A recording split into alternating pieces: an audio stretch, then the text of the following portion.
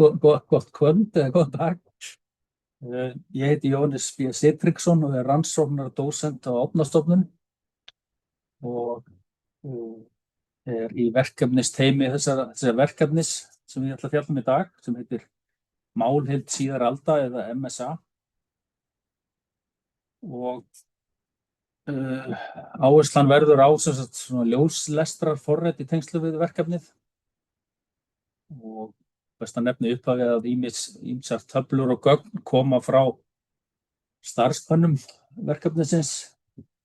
Hinriki Hafsteinsinni, sérfræðingi í máltækni á Árnastofnun, sem hefur séð ljóslestur á bókum á bækur.is og hönnun fyrir hugaðrar málheildar, og Margréti Jónu Gísladóttur, sem hefur síðustu mánuði unnið við ljóslestur á handritaefni með forritinu Transkribus, en einnig við handleiðréttingu prófunargagna. Og fyrst aðeins verkefni sjálft. Þátttakendur eru Árnastofnun, Landsbókasafn og Þjóðskjalasafn. Meginvinnan hefur hingað til farið fram á Árnastofnun. Verkefnið er styrkt af Innviðasjóði gegnum miðstöð stafrænna hugvísinda og lista. Og áætlað er að því ljúki næsta sumar eða hugsanlega haust. Hingað til hefur verkefnið farið að mestu fram á Árnastofnun, en áramótin mun starfsmaður hefja störf hjá Þjóðskjalasafni við ljóslestur handrita í hálft ár.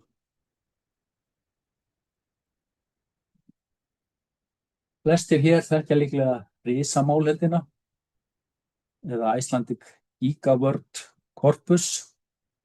Er mjög stór málheild með 3 milljörðum eða nær 3 milljörðum lesmálsorða. Og hún hefur frá fyrstu útgáfu 2017 verið mikið notuð í ýmiss konar rannsóknum og máltækniverkefnum. En grunnhugmyndin með þessu verkefni sem ég nefndi hér, Málheild síðari alda, þessu nýja verkefni, var að halda áfram að þróa hugmyndina með risamálheildinni og innviði hennar og nýta í nýja sögulega málheild sem næði frá upphafi prentaldar og til 1900. Efniviður í hana eru það megninu til prentað efni en einnig handskrifað. Og eins og ég nefni, svo ýmis aukamarkmið að það er stefnt að því að ljóslestrarlíkön og verið þjálfuð og prófunargögn búin til. En hvers vegna þetta tímabil? Upphaf þess miðast við elstu prentuðu bók á íslensku sem hefur varðveist. Það er Nýja testamentis þýðingu Odds Gottskálkssonar frá 1540 og endurinn miðast við 1900. Allar bækur frá þessu tímabili eða nær allar hafa verið ljósmyndaðar af Landsbókasafni og hægt er að skoða þær á vefnum bækur.is. Þar sem hægt er verða nýttar útgefnar bækur frá tímabilinu sem eru fyrir hendi á stafrænust sniði. Og allar prentaðar bækur frá þessu tímabili verða ljóslesnar og það er verið þegar gert, Hinrikuð síðan það, og auk þess ýmis handskrifuð skjöl og handrit. Máltækni aðferðir verða nýttar til að samræma textana og lemma þá og tagga þannig að hægt sé að framkvæma ítarlega leit í þeim. Og með þessu verða ýmsar heimildir gerðar aðgengilegri en áður, getum við sagt. Og í lokin mun endurbættum ljóslestri prentaðs efnis verða hlaðið upp á bækur.is.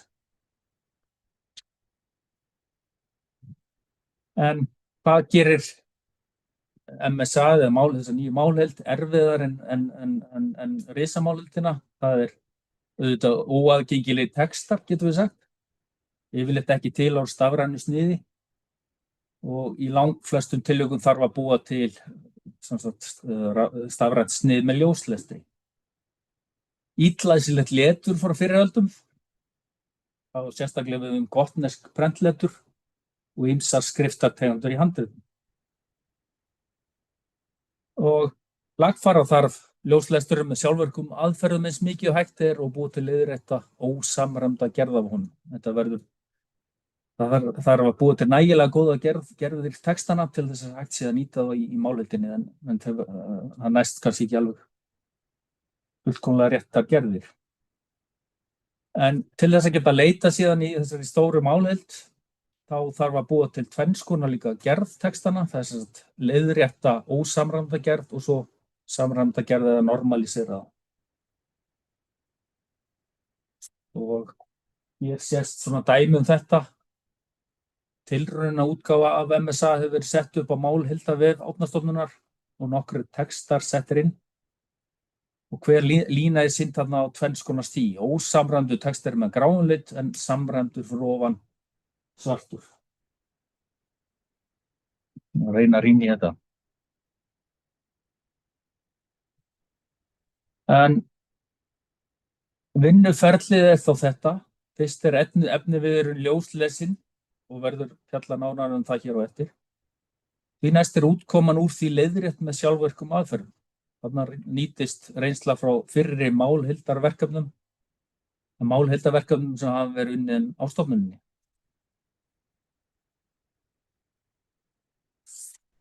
Og í þessu samhengi þá var til að mynda nýlega opnaður undirvefur á þessum málheildarvef yfir 19. aldar dagblöð og tímarit og reynsla frá þessu verkefni mun nýtast í prentaefninu í okkar málheild. Aðeins það, hvað er ljóslestur? Þetta er í grunninn tækni til þess að færa rit af mál af pappír yfir á stafrænt form og er notuð víða til að flýta fyrir alls konar geirum. Og almennt auðveldara að ljóslesa prentaefni en handskrifað, sem er svona óreglulegra yfirleitt. Lítum þá fyrst á þann hluta verkefnisins sem snýr að ljóslestri á handskrifuðu efni. Ýmis forrit hafa verið þróuð sem sérhæfa sig í handskrifuðu textum og nefni ég nokkur þarna. Og Katarzyna A. Kapitan mun einnig halda erindi hér á þessum vettvangi 16. nóvember ljóslestur á miðaldahandritum sem auðvitað lengra aftur. Þetta er dæmi nokkur handrit sem hafa verið þróuð. En af hverju völdu við þá þetta? En í þetta verkefni ákváðu við velja forritið Transkribus og ýmsar ástæður fyrir því. Hefur verið notað af ýmsum aðilum og stofnunum, til dæmis finnska ríkisskjalasafninu og hefur gefið nokkuð góða raun.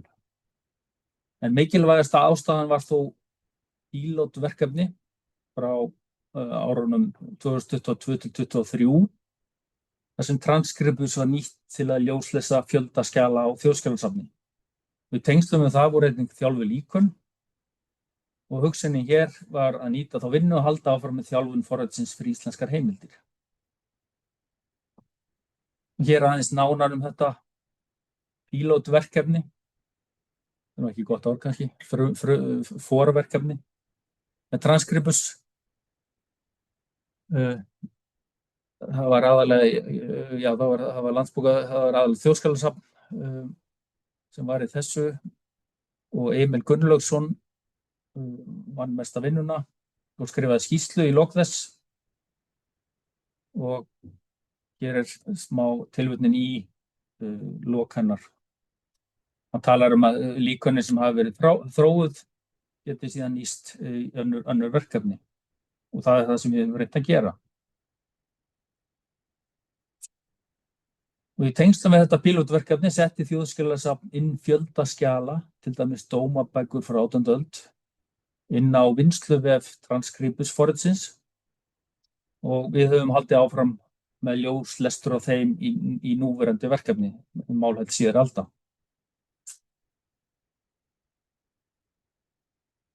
Og 2 aðal líkön urðu til í þessu pílotverkefni Emils og Þjóðskjalasafns.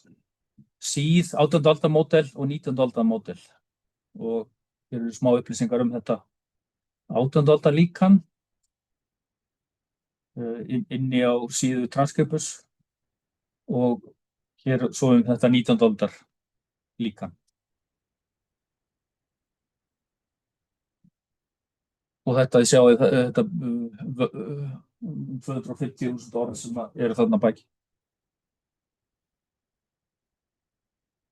En mikilvægt hugtak í þessu er CER, Character Error Rate, hlutfall stafavillna í ljóslestri, og í þessari vinnu stefna menn að því að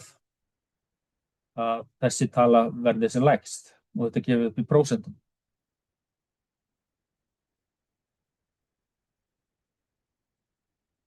Og hér er til dæmis líkan frá finnska ríkisskjalasafninu sem þjálfað hefur verið á handskrifuðu efni frá 1870 til 1917, og þar er CR aðeins 2,20%.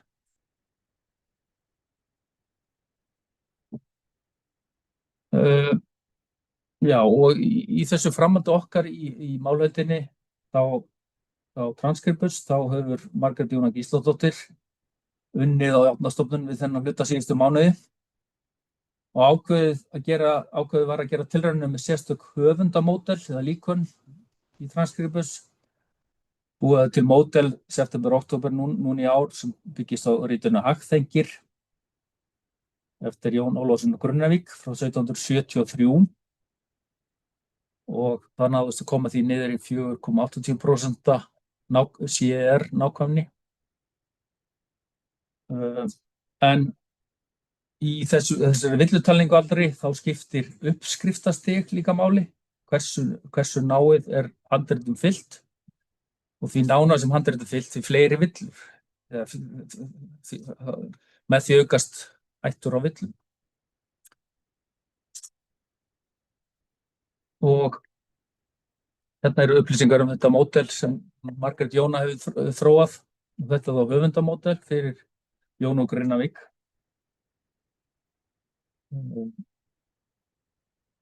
Hér er mynd úr handritinu, og aðeins smá upplýsingar þetta módelið.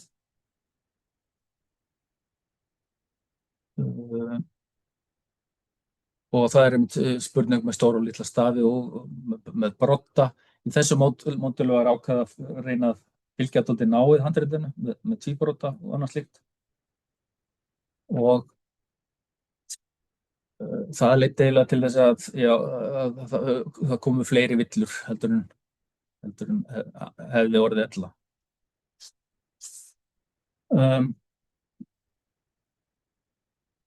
Já, og það er hægt að sjá þarna að líkunni eiga í erfiðleikum með styttingar og skammstafan líka. Og já.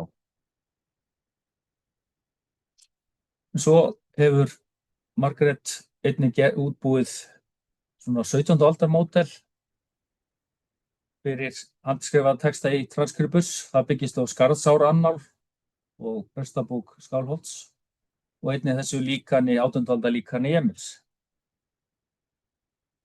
Og hér gerði hún svona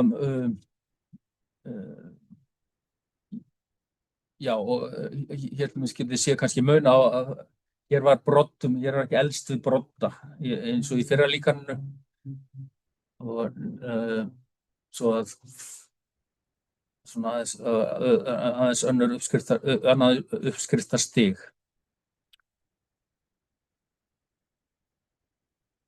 Hér er dæmi úr Prestastefnubók Skálholtsbiskupsdæmis, og hér getum við séð samanburð á módelum með þessum líkunum, og þetta er textina frá þessari síðu, og vinstra megin er þetta upprunalega 18. aldar módel Emil sem var ekki þjálfað á þessum textum, og þið sjáið, og síðan nýja módel Margrétar, og þið sjáið að það svona kemur betur út.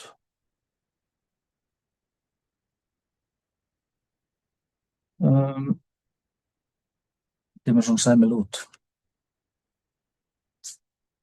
En eins og ég nefndi áðan, þá mun svo Þjóðskjalasafnið taka við boltanum í þessum ljóslestri handskrifaðs efnis áramótin og starfsmaður þess mun vinna í 6 mánuði við ljóslestur á skjölum. Og það verður unnið í samstarfi við finnska ríkisskjalasafnið sem hefur mikla reynslu af ljóslestri sem sýndi það. En þá er það þessi ljóslestur á prentuðum bókum og eins og ég nefndi þá er Hinrik Hafsteinsson unnið við þetta mest.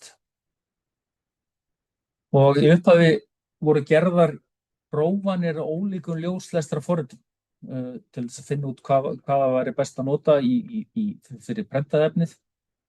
Þetta er ekki sömu forritin sem gagnast þar og í handskrifuðu efni.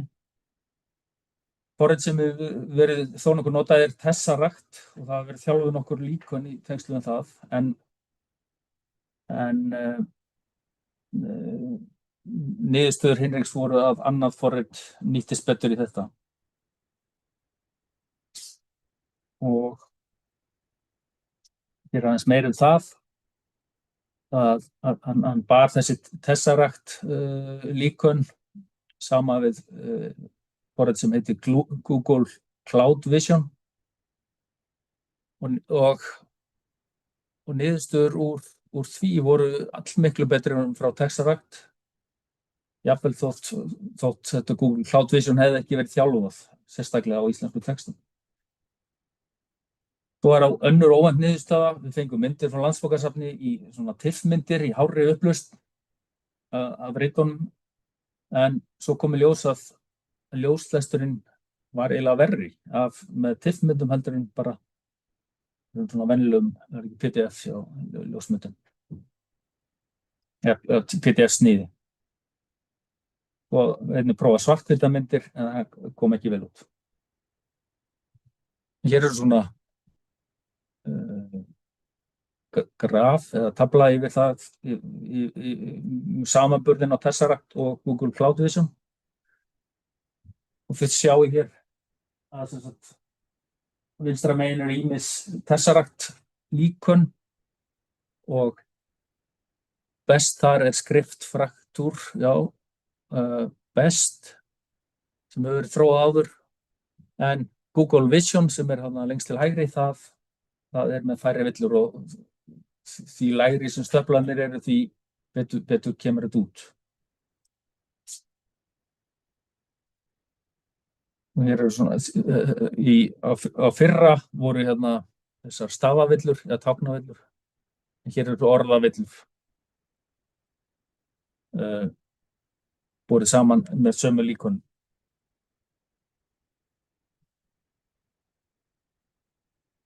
Það var... Já, svo að endanum ákváðum við að nota Google Cloud Vision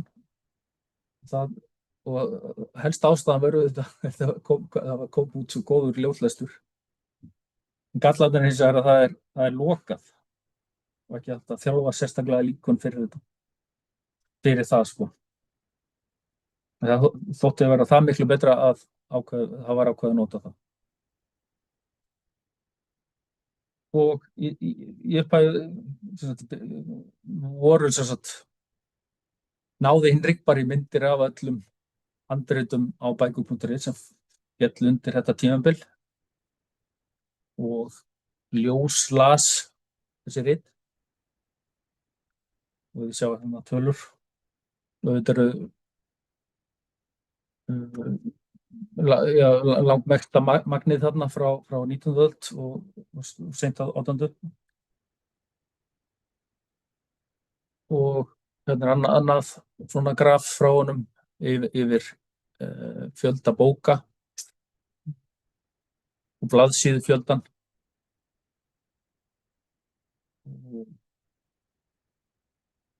Já, og hérna fjöldi bóka per ár, þetta er svona verið að leika þessum tölur hérna.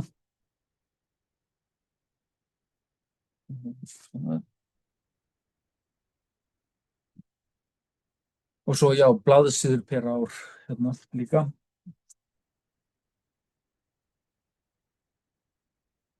En eins og ég nefndi að framan, þá eru þetta stóra vandamálið með prentað efnið er gotneska letrið fræga sem að Rasmus Rask útrýmdi þó á Íslandi fyrir hluta í 19. aldar sem betur verið, en var tíðkaðist lengur í sömu löndum eins og Þýskalandi. En það er einstaklega erfitt að ljóslesa þetta letur og það gildi þá auðvitað þessa texta á 19. öld, sérstaklega seinni hluta þess, þá eru næstum allir textar komið að fara að nota svona húmanistletur á prentuðum ritum. Og tækninni við ljóslestur á þessum gotnesku textum hefur fleytt fram en ennþá óskar maður þess að hún hefði fleytt enn meir fram. En hér er samt, hér er dæmi mun á núverandi ljóslestri á bækur.is og þessu nýja Google Cloud Vision lestri. Og hér er sem sagt, vinstra megin er það sem er gamli ljóslesturinn sem er við þau rita á bækur.is sem er ekki með gotnesku letri. Hann er nokkuð gamall. Og svo sjáðu þið hægra megin nýja lesturinn og það er greinilega framfærið þar.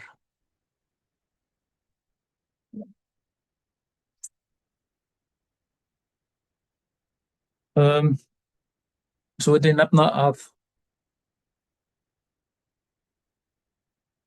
eins og ég nefndi á þann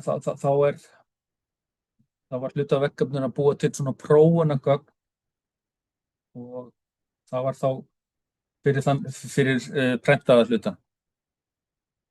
Og það hefur unnið þó nokkuð í því, þau hafa unnið saman af því Hinrik og Greta og það hefur farið fram þannig að 2 rit hafa verið valin svona sjálfvirkt á handahófi frá hverju ári tímabilsins og 2 síður úr þeim valdar svona tilviljunarkennt og þær eru ljóslesnar með Google Cloud Vision og það er náttúrulega tilbúið að gera það.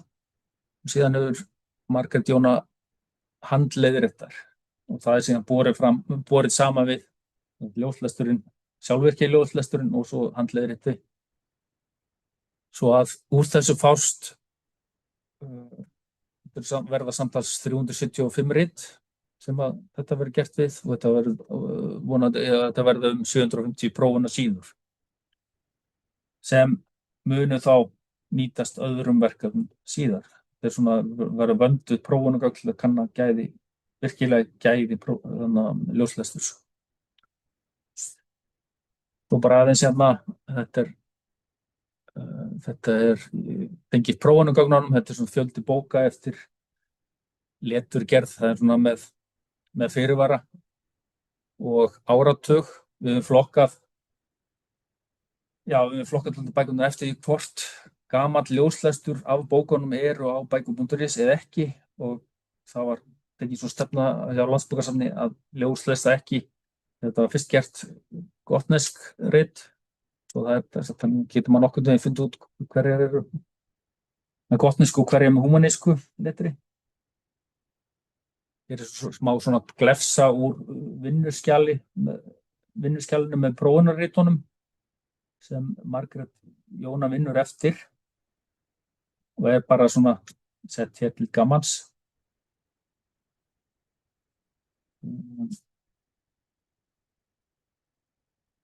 Svo er þetta þessi stóra spurning. Þetta er auðvitað komið upp að flestir hér hafa heyrt gervigreindina mikið og síðustu árum og ef við lítum á það að þetta forverkefni hófst 2022, það var einmitt því árið sem gervigreindin komst. Fyrst var farið að ræða almennt hana og henni fleytti fram. Svo að það hefur ýmislegt gerst frá því þetta hófst, svona sérstaklega ljóslestur á handskrifuðu efni. Og Við höfum gert svona smá tilraunir með að bara nota þessi stóru módel eins og ChatGPT eða Gemini til að sérstaklega til þess að samræma texta og við munum gera það. Eitthvað vinna áfram með það. Og þessi stóru gervigreindarlíkön, þau eru furðulega góð að samræma texta sem eru ósamræmdir en ekki með vitlausir. Því vitlausari, því verri sem ljóslesturinn er, því verri auðvitað verður samræming stóru forritana og þá fara þau að bæta við alls konar nýjungum og nýjum texta. Og það er auðvitað stóra vandamáli við að nota þessi stóru líkön, að það þarf að gæta þess mjög vel að þau bæti ekki ýmsu við. Ég prófaði til dæmis að láta ChatGPT samræma ljóslestur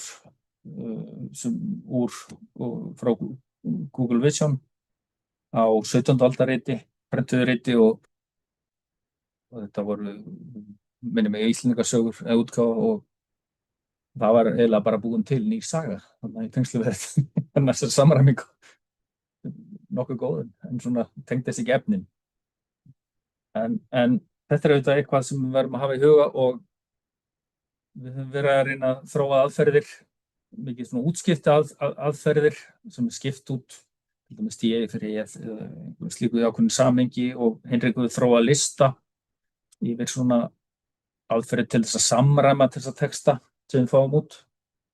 En hugsanlega mun þessi stóru gervigreindarlíkön nýtast eitthvað í það. En það er miklu fyrirvarar á þessu og eins og ég segi, þau virðast ekki vera þjálfuð mikið á handskrifum textum, ekki með svo ekki ennþá. Og þarna neðst er svona fyrirvarar.